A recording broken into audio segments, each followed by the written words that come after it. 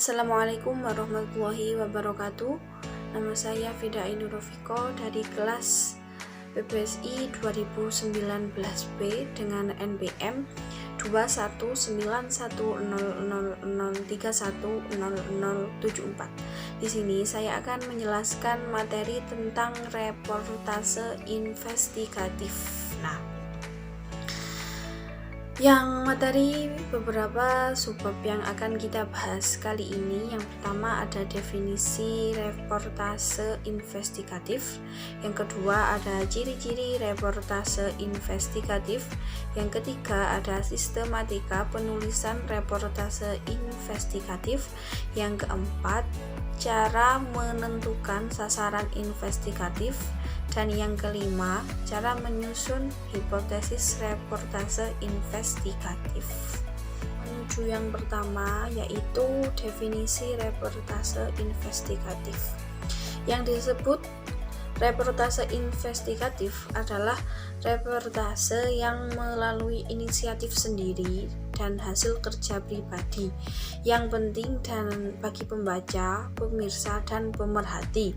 Dalam banyak hal, subjek yang diberitahukan menginginkan bahwa perkara yang berada dalam penyelidikan tetap tidak tersingkap. Jadi, reportase investigatif itu reportase yang melalui melalui inisiatif sendiri atau tidak mengikuti berita yang sedang viral saat itu. Selanjutnya adalah ciri-ciri reportase investigatif. Yang pertama, reportase investigatif itu riset dan reportase yang mendalam dan berjangka panjang untuk membuktikan kebenaran atau kekeliruan hipotesis. Itu yang pertama. Kemudian yang kedua, paper trail adalah metode penelusuran bukti yang diterapkan untuk mencari kebenaran dalam mendukung hipotesis. Yang ketiga, wawancara mendalam dengan pihak yang terkait dengan investigasi. Dan yang terakhir, pemakaian cara penyelidikan polisi dan alat anti kriminalitas. Dalam hal ini termasuk melakukan cara penyamaran serta memakai kamera tersembunyi. Nah, itu tadi ciri-ciri reportase investigatif. Selanjutnya adalah sistematika penulisan reportase investigatif. Yang pertama, reportase atau news gathering, yaitu meliputi wawancara, observasi lapangan, dan riset dokumentasi. Yang kedua, ada wawancara. Wawancara ini dilakukan pada narasumber yang tepat. Dan yang ketiga, observasi lapangan.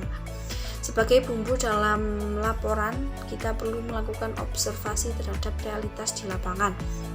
Yang keempat, riset dokumentasi. Untuk menambah bobot laporan, data-data kuantitatif atau dokumentasi dapat digunakan.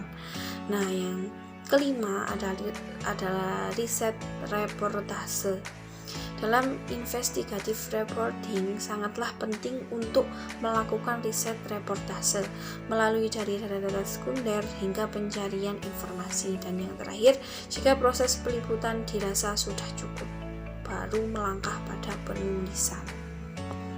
Cara menentukan sasaran investigasi.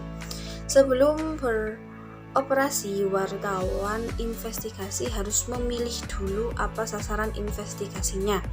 Beberapa sasaran selalu pantas untuk diselidiki, termasuk korupsi di pemerintahan, tempat-tempat kerja yang tidak aman, kualitas pendidikan, konstruksi bangunan, jembatan, gedung, jalan, bendungan yang tidak memadai, ongkos perawatan medis. Nah, bagaimana wartawan investigasi memulai kerjanya?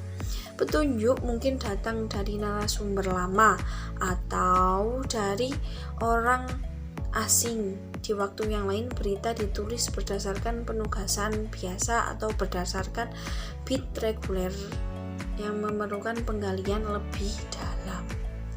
Terakhir adalah cara menentukan hipotesis reportase investigatif.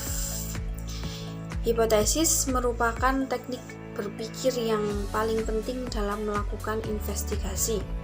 Fungsi hipotesis yang penting adalah membantu melihat makna dari suatu objek atau peristiwa.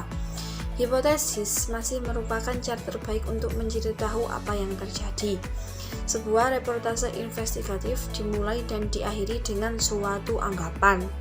Dengan perkataan lain, investigasi yang baik dimulai dari premis, sebuah hipotesis, sebuah anggapan, sebuah dugaan atau petunjuk bahwa sesuatu itu salah dan harus diperiksa. Kita hanya membodohi diri sendiri jika mengatakan bahwa kita tidak mempunyai prasangka atau dugaan, atau lebih parah lagi bahwa berita kita netral. Tidak ada berita yang netral. Wartawan melakukan investigasi dalam kerja jurnalistik untuk menyelidiki sesuatu yang sudah diduga.